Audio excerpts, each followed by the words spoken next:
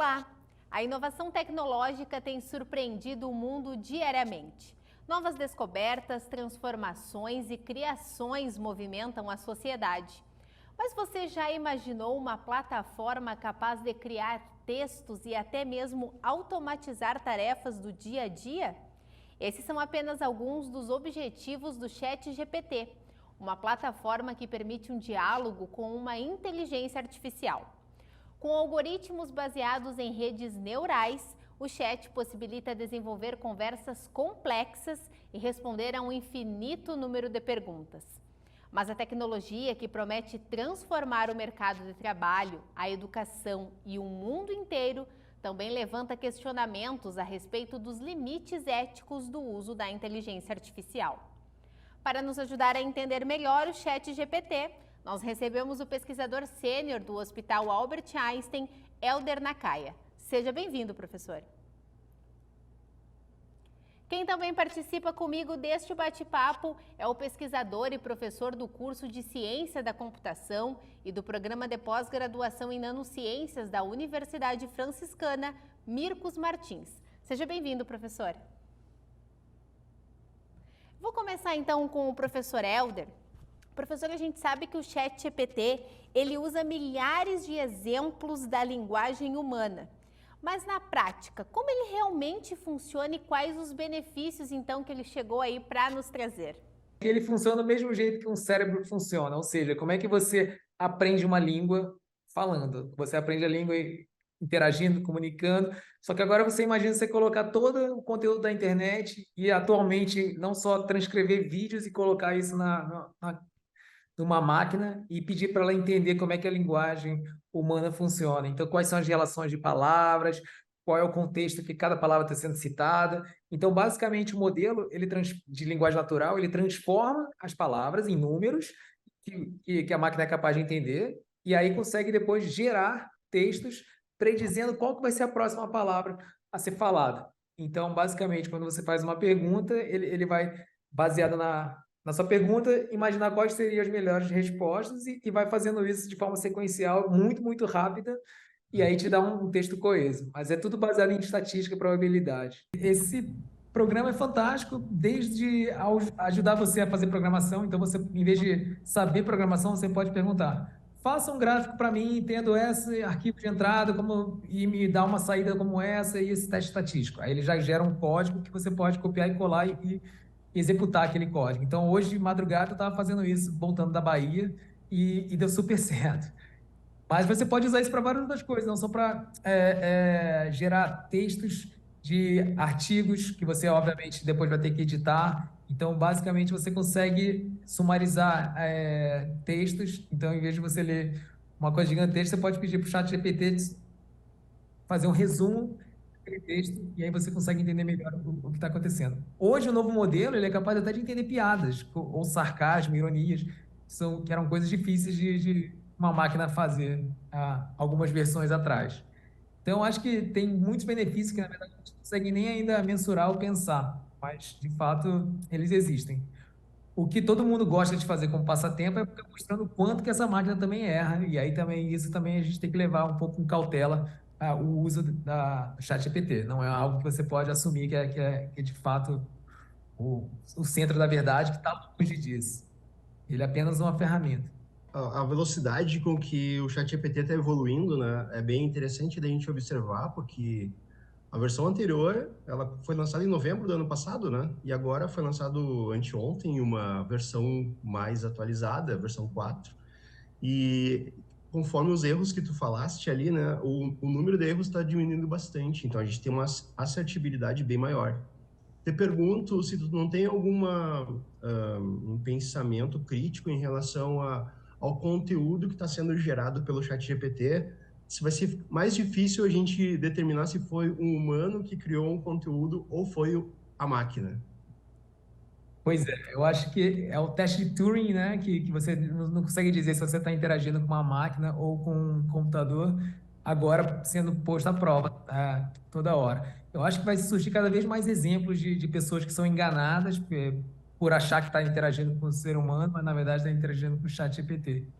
no nível acadêmico, eu posso dizer que ainda, por mais que você tenha treinado uma máquina com 100 trilhões de parâmetros, ele ainda não tem a expertise de um cientista ou de um professor de universidade, e ele dá respostas meio rasas e longe da verdade.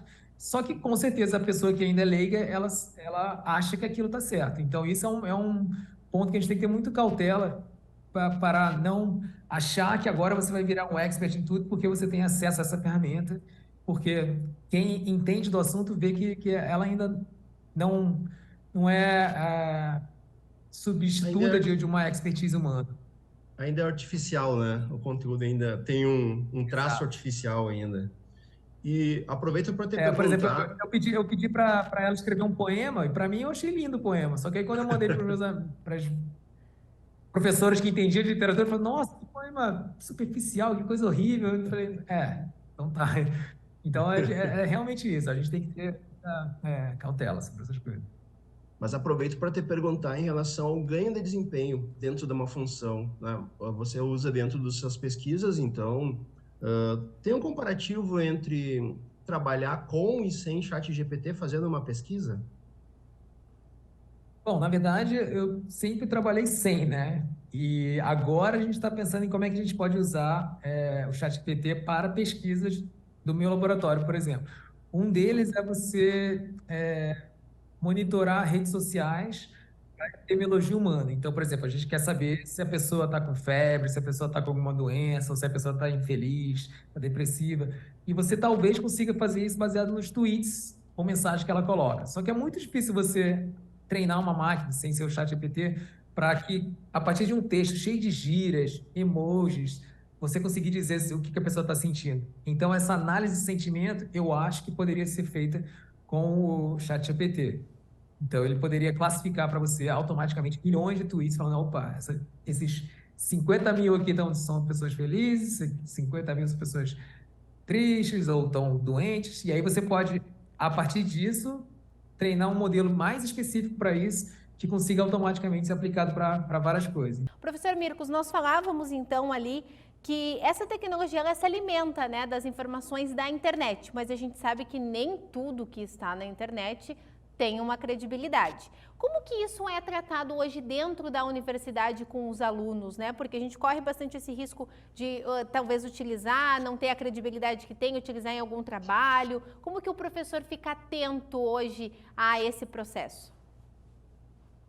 Dentro do uso dentro de uma sala de aula, eu acho que é importante acostumar o aluno a ter um pensamento crítico no que ele está recebendo como resposta, né? Não é só ele fazer a pergunta para a ferramenta e acreditar na resposta, mas eu acho que é muito importante analisar a resposta dada, né? Então, qualificar a resposta, se ela tem realmente uma relevância, se ela está construída de acordo com verdades, né, provadas cientificamente por livros, artigos e tal, e tentar, né, fazer um paralelo da produção da resposta sem o uso da ferramenta para ver se aquela resposta dada pelo ChatGPT tem uma validade aceitável, né? Então, é bastante importante fazer o aluno ter um pensamento crítico, não aceitar a primeira resposta, porque talvez não venha o poema que a gente esperava que fosse bonito, né, professor Helder? A pergunta que é difícil você responder, a máquina também vai ter dificuldade, porque ela vai ter justamente sido alimentada com respostas que não são consenso. Então, quase sempre, a pessoa que está perguntando não sabe analisar a resposta, né? E o problema do ChatGPT é que ele dá a resposta de uma forma quase arrogante. Ele fala assim, ó, é isso e pronto. E aí você fica meio que achando que aquilo é verdade, mas você não consegue distinguir o quão verdade aquilo é, né? Professor Helder, eu queria que o senhor falasse um pouquinho quais os riscos éticos, então, que essa plataforma traz para o mercado de trabalho, mas principalmente para a educação. Pois é, o risco ético é extremamente variado, desde do tipo de resposta e como é que você age em relação à resposta que foi dada, ou seja, você pode usar isso para fazer consultas, sendo que você não é especialista nisso, mas você usaria um chat GPT da vida para te dar um certo ar de expertise, até para responder provas, né? Então, você imagina se você usando para fazer redações, isso já está sendo bastante usado. O problema, eu acho que o que tem que mudar é justamente a forma de avaliação, né? Então, agora, não, quando, sei lá, surgiu a calculadora, não fazia mais sentido você fazer uma prova que requeria que a pessoa fizesse lá as continhas na mão. E aí você muda, então, o jeito de como é que você avalia se essa pessoa entende como construir um prédio. ChatGPT não é a mesma coisa da ferramenta como calculadora, porque tem essa parte meio que intelectual, né? De gerar de forma criativa uma resposta que parece muito um ser humano respondendo.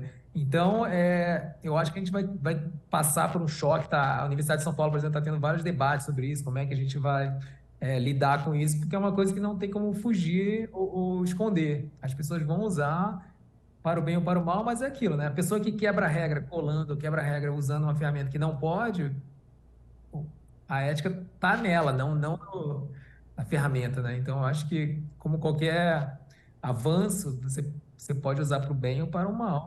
E professor Mircos, como que essa ética é trabalhada hoje dentro da sala de aula, né?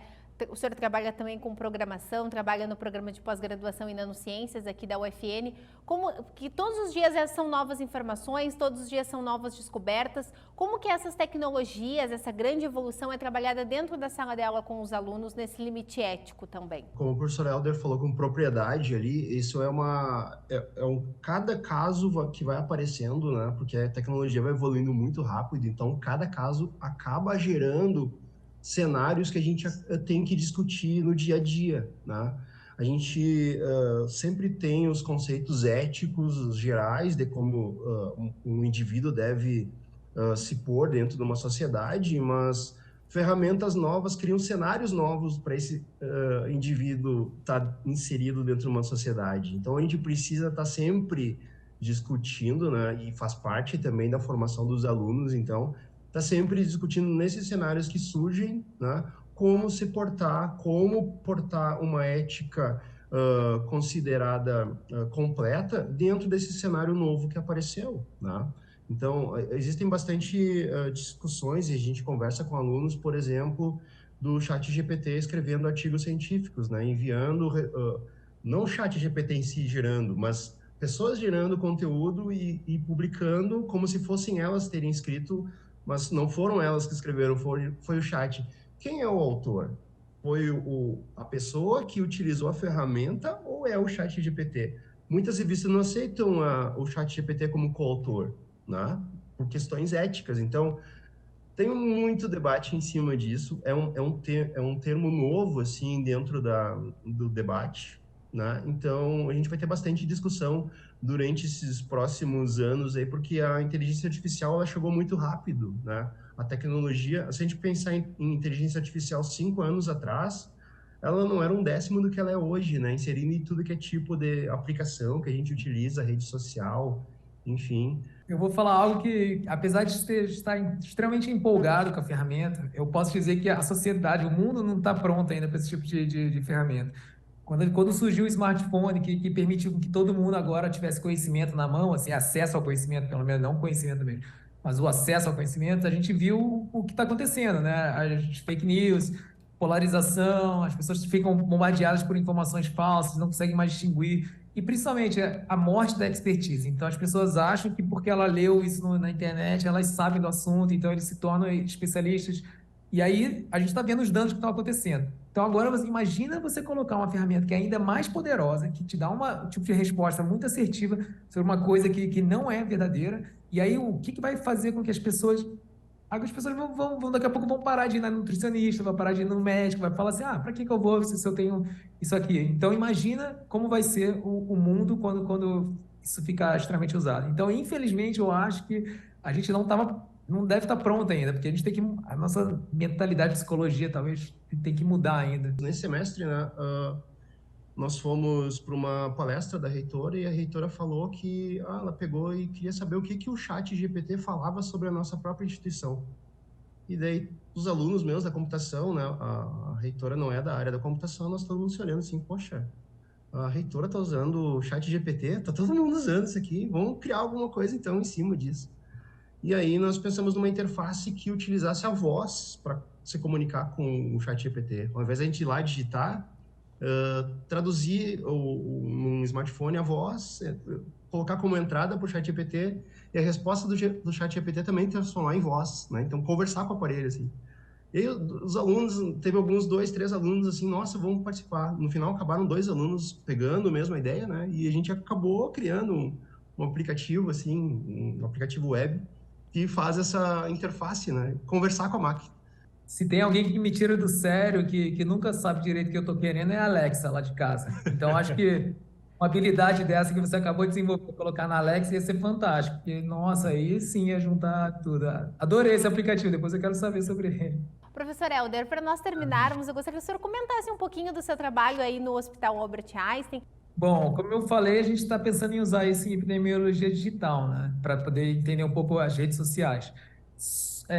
Só que o que eu estou querendo agora começar a usar mais é na área da programação. Então, você usar essa ferramenta para ajudar a escrever códigos de computador para poder fazer análises moleculares, que é o que a gente faz. Então, a gente está pensando em direcionar bastante para isso, para facilitar a escrita de programas, para não ter que ficar lá ainda no Google, vendo como é que está a função do negócio, qual a biblioteca, e aí isso aí ajuda bastante. Mas hoje, eu comecei a brincar com isso hoje. O que eu queria falar para finalizar, na verdade, tem a ver com um livro que eu adoro. Dá tempo de falar sobre ele? Claro. Ah, legal. Então, é um livro que eu adoro, que se chama O Guia dos Mochileiros da Galáxia. Então, nesse livro, eles tinham um planeta alienígena lá que eles estavam de saco cheio de pensar sobre as perguntas filosóficas lá, o que é a vida, o universo e tudo mais. Aí eles criaram um computador do tamanho de uma cidade, que seria o equivalente a um chat GPT da vida, um computador super forte, que ele chamou de pensador profundo. E aí, quando eles ligaram o pensador profundo, eles perguntaram para ele, qual é o segredo da vida, do universo e tudo mais. Aí o pensador profundo falou, olha, essa é uma pergunta difícil, eu vou precisar pensar um pouco. E aí os alienígenas falaram, tá, quanto tempo você vai precisar? 7,5 milhões de anos. Nossa, 7,5 milhões de anos para responder essa pergunta? Ué, esse é o tempo de processamento. E aí ficou lá processando por 7,5 milhões de anos. Aí no grande dia que ele finalmente ia dar a resposta, o planeta inteiro foi lá assistir a grande resposta. Aí ligou o computador, aí o pensador profundo falou assim, olha, eu tenho a resposta, mas talvez vocês não vão gostar. Aí ele, não, a gente quer saber qual é a resposta do que é a vida, o universo e tudo mais. Aí ele falou assim, bom, a resposta é 42. Aí todo mundo ficou se entreolhando, 42? Como assim 42? Como 42 pode responder a pergunta mais importante do universo, que é o que é a vida, o universo e tudo mais. Aí o computador falou assim, olha, eu pensei e, de fato, a resposta é 42. O que vocês não fizeram direito é fazer a pergunta certa que vai dar, e a resposta para a pergunta certa é 42. Aí eles falaram, tá, então qual é a pergunta certa? Aí o pensador falou assim, vou ter que pensar um pouquinho, que aí ia ser alguns bilhões de anos e o planeta foi destruído. Mas tudo isso para dizer que não adianta você ter um chat GPT, não adianta você ter um computador do tamanho de uma cidade, se você não souber fazer as perguntas certas. Então, eu acho que o grande desafio agora vai ser como você usa essa ferramenta usando as perguntas certas e não só acreditando na resposta. Então, acho que o treinamento docente vai ser mais direcionando como é que você tem que realmente conversar e o que é importante para ser perguntado e confirmado do que a resposta que ele está dando. Eu quero agradecer a presença de vocês, a presença de estarem aqui conosco hoje falando sobre esse tema muito importante. Obrigada, professor Mircos, por estar aqui conosco, falando um pouquinho sobre esse assunto, disponibilizando um pouquinho do seu horário. Eu que agradeço. Prazer em conhecê-lo, Helder. Muito obrigado pelo convite.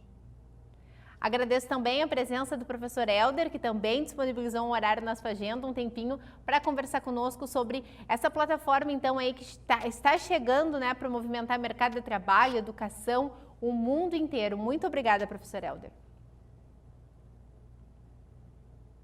Muito obrigado, pessoal. Espero que vocês usem com bastante cautela, mas se divirtam aí. Muito obrigada pela companhia de vocês também. Para rever esse programa, você pode acessar o nosso canal do YouTube, o youtube.com/UFNTV, e também as nossas redes sociais no Facebook e no Instagram. Tchau!